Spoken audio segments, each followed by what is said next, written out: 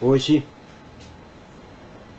iremos falar um pouco sobre Gênesis, capítulo 2, versículo 4b, até o capítulo 3, versículo 24.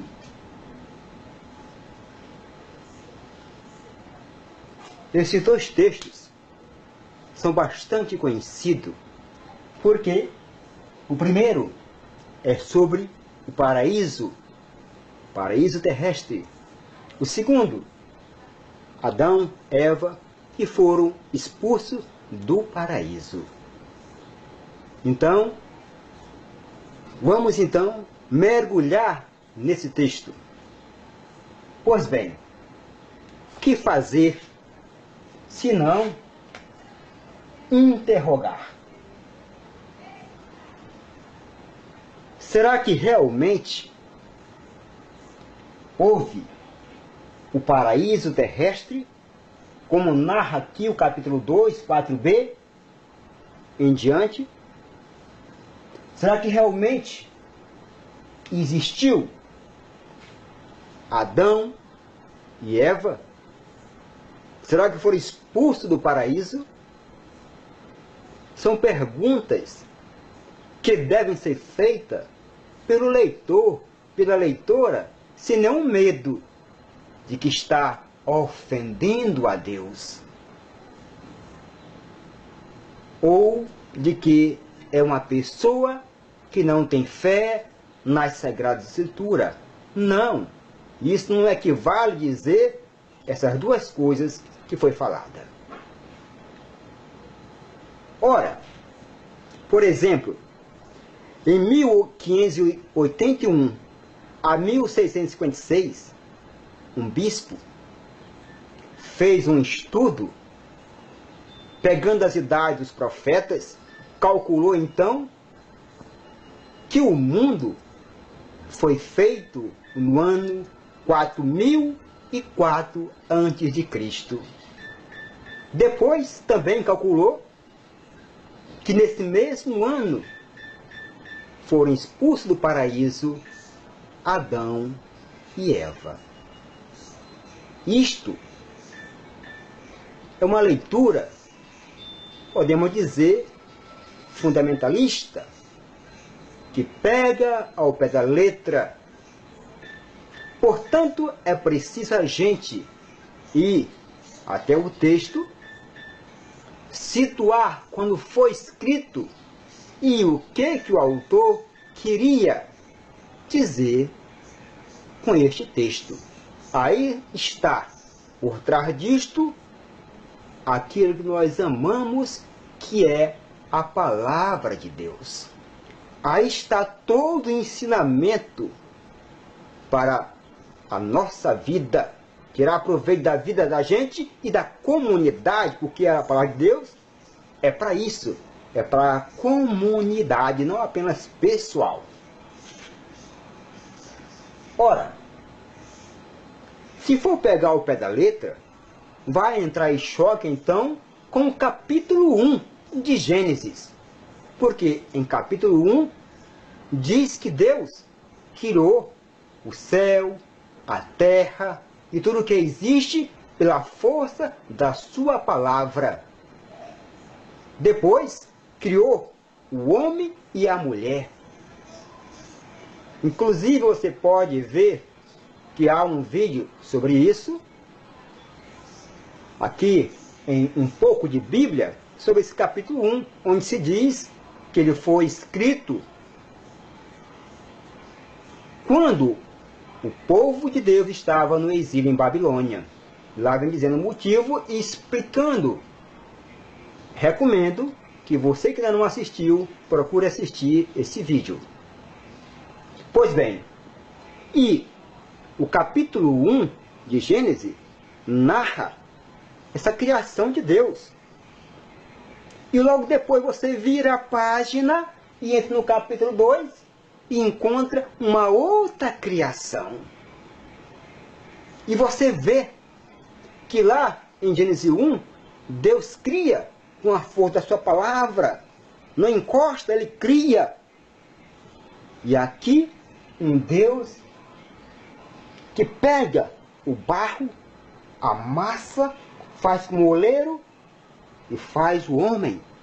Depois faz o homem dormir e tira da costela a mulher. E aí a gente deve perguntar: houve duas criações? Porque entra em choque. Portanto, tanto a primeira quanto a segunda, ou seja, tanto no capítulo 1, aquela criação, quanto aqui no capítulo 2, não quer relatar realmente um fato histórico, mas quer responder aos problemas da época, aos problemas que estavam acontecendo no tempo em que foi escrito tanto um como o outro. E Gênesis 2, 4b, que fala sobre o paraíso, essa criação aqui do homem, é mais antiga do que Gênesis 1. Depois, quando foi juntado as edições, os textos, preferiu, quem for redator final, colocar primeiro o capítulo 1, feito por sacerdote. Pois bem, quanto à criação do universo, a gente não deve ter medo de olhar o que diz a ciência. E a ciência diz que o ser humano foi evoluindo.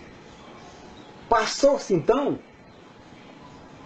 passando pelo Homo habilis, Homo erectus, Homo sapiens, e chegando ao homem atual, ao homem moderno. Isso diz a ciência. A Bíblia, ela não quer mostrar uma coisa quando trata da criação do universo, do mundo, do ser humano, não quer colocar como se fosse daquela forma, um fato histórico, um fato real que tivesse acontecido, mas dar uma explicação, mas dar uma orientação, mas procurar dar uma resposta, incentivar o povo a algo. Esse é o desejo dos autores.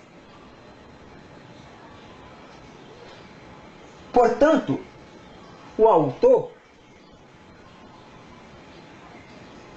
daqui, Gênesis 2, 4b, 3 a 24, é do século 10 a.C. E ele, quando escreve, quer dizer algo, quer mostrar, quer abrir os olhos, quer chamar a atenção para uma realidade que estava acontecendo na sua época e que não era nada boa. O autor, portanto, quer fazer uma denúncia. Ora, antes, gostaria de, então, pegar aqui o texto. Não vou ler todo, algumas partes somente. Capítulo 2, 4b. No dia em que Javé Deus fez a terra e o céu, ainda não havia na terra nenhum arbusto do campo, nenhuma erva do campo havia brotado, pois Javé Deus não tinha feito chover sobre a terra, e não havia ser humano que cultivasse o solo e fizesse subir da terra a água para irrigar a superfície do solo. Então Javé Deus modelou o homem com o pó do solo, soprou nas narinas um sopro de vida, e o homem tornou-se um ser vivente. Javé plantou um jardim em Éden, no Oriente. Aí colocou o homem que havia modelado. Vou saltar um pouco. E diz lá na frente: cada ser vivo ficou com o nome que o homem lhe deu. Quer dizer, ele criou os animais e o homem foi dando nome aos animais. Mas para o homem mesmo não encontrou companhia que lhe fosse recíproca. Então Javé Deus fez cair um torpor sobre o homem, e ele dormiu. Em seguida, tirou um dos lados do homem, fechando o lugar com carne. Depois do lado que havia tirado do homem, Javé Deus formou uma mulher e a levou para o homem. O homem exclamou: esta sim é osso dos meus ossos e carne da minha carne. Por isso era chamada mulher, porque foi tirada do homem. Por isso o homem deve deixar pai e mãe para unir-se à sua mulher e se tornarem uma só carne. O homem e sua mulher estavam nus e não se envergonhavam. E no capítulo 3, a serpente era mais esperta das feras do campo que Javé Deus havia feito. Ela disse à mulher: é verdade que Deus mandou que vocês não comessem de nenhuma árvore do jardim? Como a gente já conhece o texto, e eu suponho que vocês também devem conhecer, se não, procure na Bíblia, eu vou saltar um pouco mais. A mulher come do fruto e oferece ao homem, que também come. Depois, então, acontece aquilo que já se sabe: são expulsos do paraíso.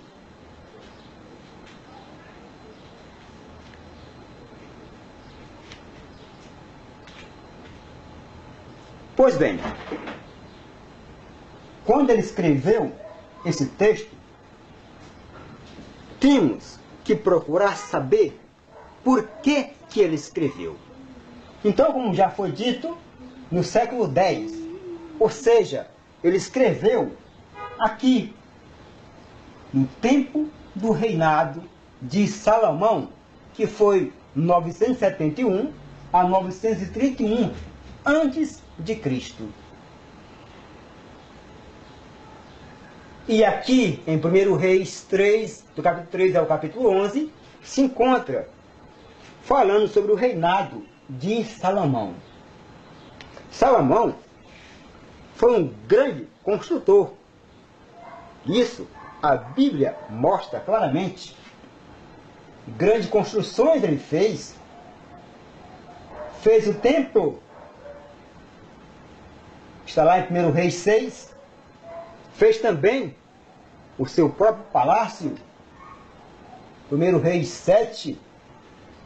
Salomão formou um grande império, deu continuidade, aliás, ao império criado por seu pai, Davi. E teve, claro, um grande exército. Vamos pegar aí 1 Reis 10, 26 a 29. Depois, capítulo 5, versículo 6.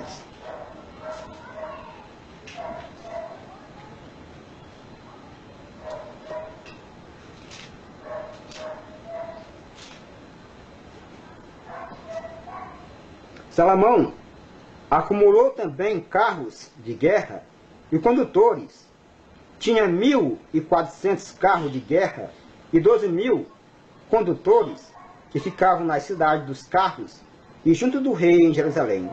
Salomão fez com que a prata em Jerusalém fosse tão comum como as pedras e o cedro, como se fosse cômoro da baixada. Os cavalos de Salomão eram importados do Egito e de Coa, onde os mercadores do rei os compravam com pagamento à vista. Cada carro de guerra era importado do Egito para 6,5 kg de prata, e cada cavalo por 1,5 kg.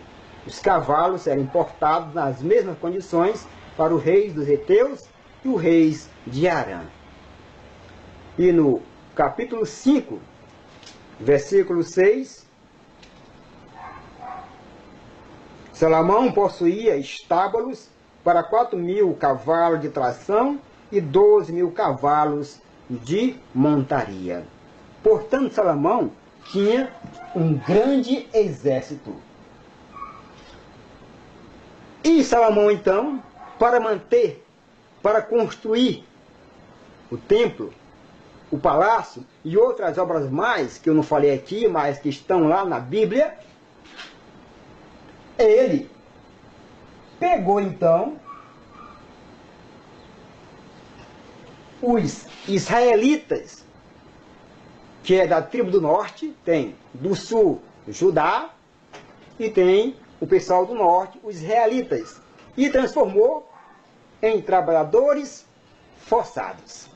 Trabalho, colocou para fazer o trabalho forçado, ou seja, sem pagamento. Ora, 1 Reis 5:27 fala o seguinte: o rei Salomão recrutou em todo Israel mão de obra para o trabalho forçado e conseguiu reunir 30.000 servos. E no capítulo 9, do 15, depois versículo 20 e 21, diz o seguinte: é o seguinte o relatório dos trabalhos forçados que o rei Salomão impôs para construir a casa de Javé, a sua casa, o aterro, a muralha de Jerusalém, Azó, Megido, Gaza. Depois, versículo 20 e 21. Toda a população que restava dos que não eram filhos de Israel, amorreus, heteus, ferezeus, heveus e jebuseus, os filhos deles que ficaram na terra e que os filhos de Israel não havia consagrado ao anátema, Salomão recrutou para os trabalhos forçados até hoje. Então, tanto o pessoal da tribo do norte, os israelitas, como os estrangeiros, foram recrutados para o trabalho forçado pelo rei Salomão. 1 Reis 5, de 1 a 8, vai falar o seguinte: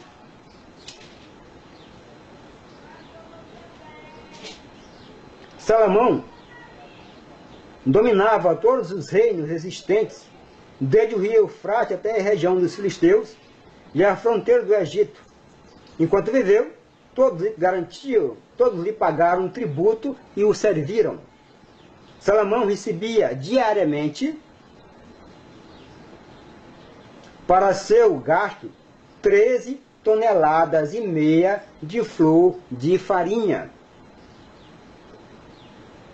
e 27 toneladas de farinha comum, 10 bois de estábulo, 20 bois de pasto, 100 carneiros, além de veados, gazelas, antílopes e aves de viveiro.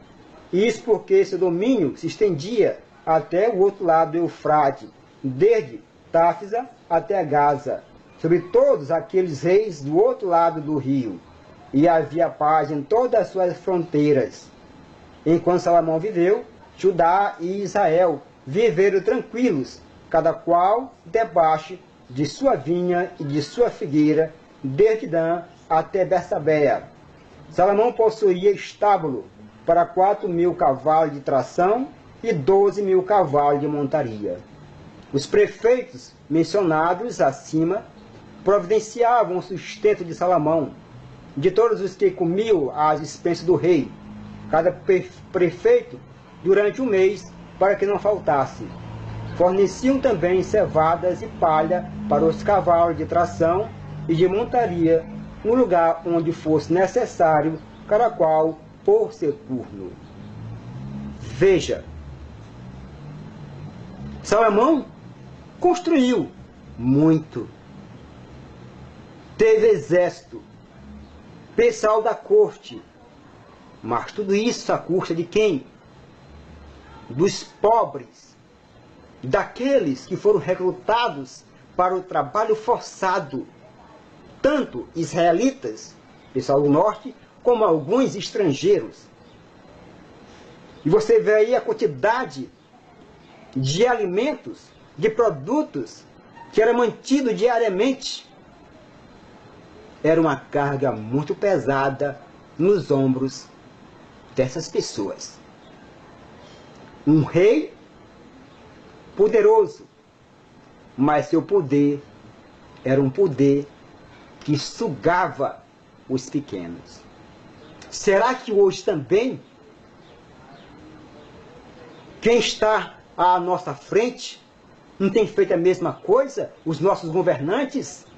Aqueles que nos representam, não todos, mas alguns e algumas, será que não estão dando a mínima para o povo? O que tem feito em benefício do povo?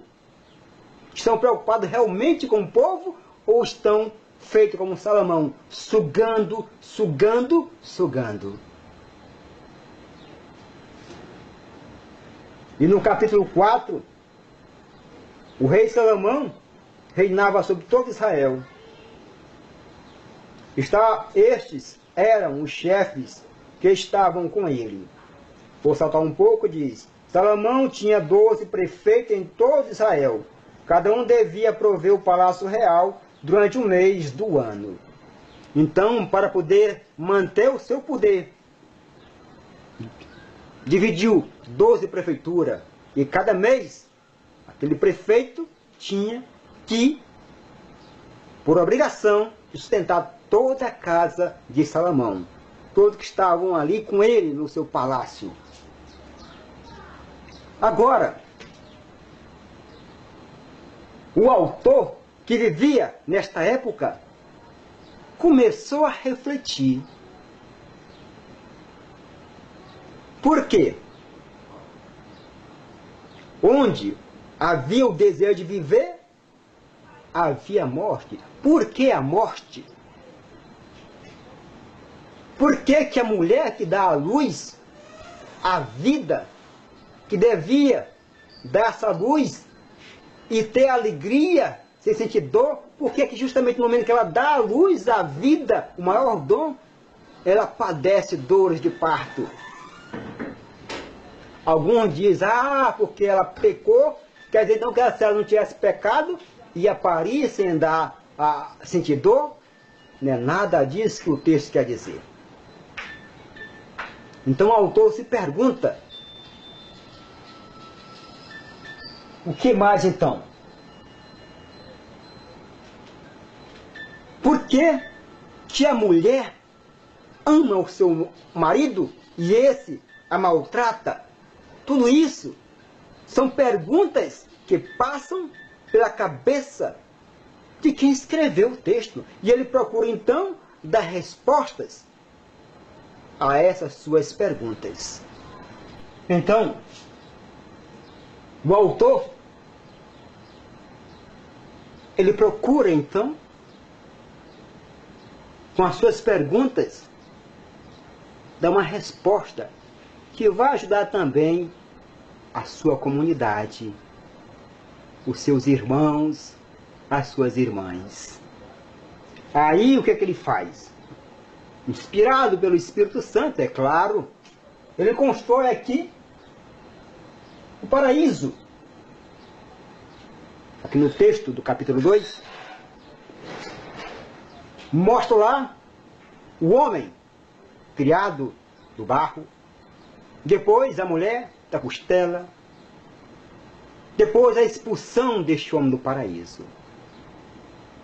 Será então que ele quis dizer que o homem e a mulher foram expulsos do paraíso, ou seja, realmente existia um paraíso que foi perdido? Não, não é isso que ele quer dizer. Quando ele fala do paraíso, ele está querendo denunciar tudo isso daqui. Por quê? Porque com isso, falando do paraíso, ele não quer querendo mostrar que, para aquelas pessoas da época, que houve um paraíso algum tempo atrás e que foi perdido. Não, mas levar o povo a refletir, a ver que a vontade de Deus não é esta. Mas a vontade de Deus é que haja um paraíso aqui na terra. Que se viva o paraíso, que significa delícias. E como se estava vivendo naquela época, longe estava de ser da vontade de Deus. E os autores descreveram lá reis que faziam parte da corte, os teólogos, você vê que num dos últimos textos diz que Israel vivia tranquilo, cada qual vivia em paz enquanto reinava Salomão. Cuidado. Porque quem escreve, como escreviam os teólogos do rei, queriam então tapar a visão do povo, para não ver. Então é preciso ser crítico. Criticar o texto não é pecado, para poder encontrar aquilo que o autor sagrado quis dizer. Então quer mostrar que a vontade de Deus não é esta, mas que se construa o paraíso aqui, naquela época, hoje. Portanto, aqui temos os significados para se poder entender melhor essa formação. Adão, homem, Adam, significando a humanidade. Eva, aquela que dá a luz, significando também humanidade, mulher. Diz fé de barro, o homem, quer significar a fragilidade do ser humano. Qualquer instante pode se quebrar, pode romper a aliança com Deus, pode dele se afastar. Então aqui não podemos pegar como se fosse um casal. O Adão, um homem chamado Adão, e uma mulher chamada Eva. Não. Representa a humanidade. Dizer que Eva foi feita da costela do homem, ele quer combater aquilo que ele via, a submissão da mulher, ela sendo tratada pessimamente pelo marido. Vai com isso dizer que não faz sentido, porque o homem não é superior à mulher. Ela foi tirada da costela, não do salado do pé, para ser pisada, mas do lado. É a igualdade do homem e da mulher diante de Deus, mostrando a dignidade da mulher. A serpente, que durante esse tempo todinho é vista como sendo o demônio, Satanás, na verdade, não quer dizer isto o autor. A serpente tem vários significados, inumeráveis significados, mas vamos ver pelo menos dois. Primeiramente, ela fazia parte, era um símbolo da religião cananeia. E tal religião não se importava com a vida. Era uma religião que não estava nem aí para as pessoas. Então, essa serpente, muitas pessoas estavam também seguindo essa serpente. Estavam ouvindo a sua voz, se deixando picar por ela. Temos aí o exemplo, o rei Salomão. Não se importava com a pessoa. Trabalho forçado é se importar com as pessoas? Não. Também a serpente era o símbolo do poder. Lá no Egito, Faraó usava aqui na testa um emblema que tinha um símbolo da serpente. Era do poder, do discernimento. E Salomão, que casou com uma mulher egípcia, importou, portanto, esse mesmo estilo de poder, de governar. Árvore. Na Bíblia, árvore tem um significado profundo. Para o povo da Bíblia, sabedoria, ilha de Deus, estão interligadas. E significa a lei de Deus, a árvore. A gente vai ver, por exemplo, aqui, sabedoria, em Provérbio 3, de 3 a 18, diz o seguinte. E aqui,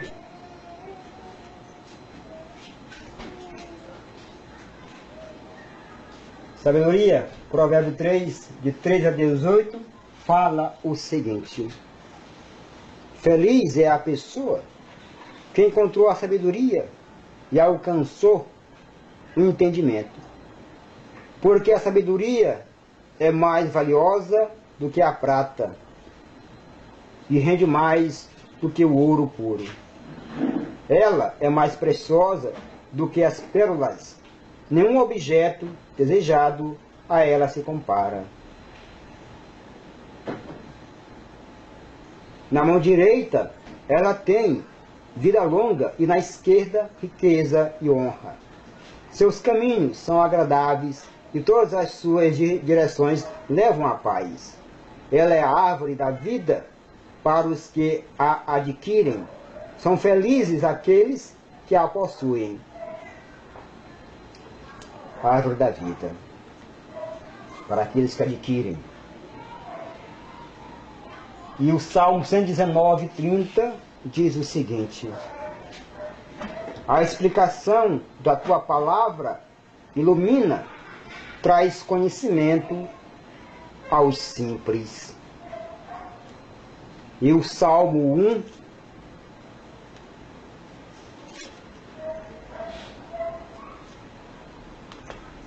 do 1 ao 3, feliz o homem que não vai às reuniões dos perversos, não frequenta o caminho dos pecadores, não participa da assembleia dos difamadores.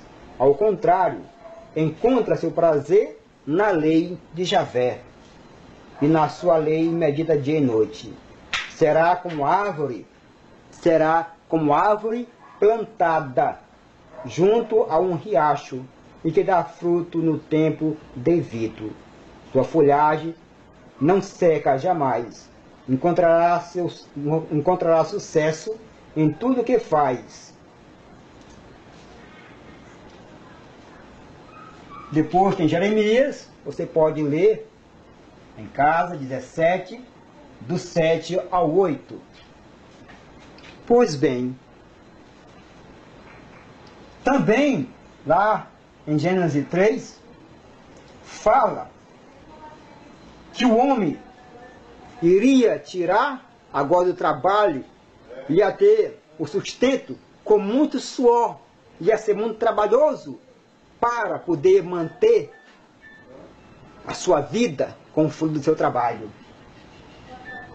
Mas é claro, ele estava aí denunciando todo esse sistema do rei Salomão. Ora, trabalho forçado como escravo, sem ganhar nada. Também, para sustentar todo aquele império, todo mês, uma prefeitura devia dar aquilo que a gente leu, de alimento, de bois, etc. É pesado. Então, realmente é trabalho que vai vir muito suor, e bota só nisso. Dor no parto. Como foi falado, não quer dizer que se não houvesse o homem, pecado, a mulher ia dar à luz sem dor, não é nada disso. Mas é justamente denunciando isso bem aqui, gente. Ora, o rei precisava de homens para o trabalho forçado. Precisava de homem para o exército. Precisava de homem para o campo, para poder ter aquelas provisões, o alimento. Então, as mulheres, quando iam parir,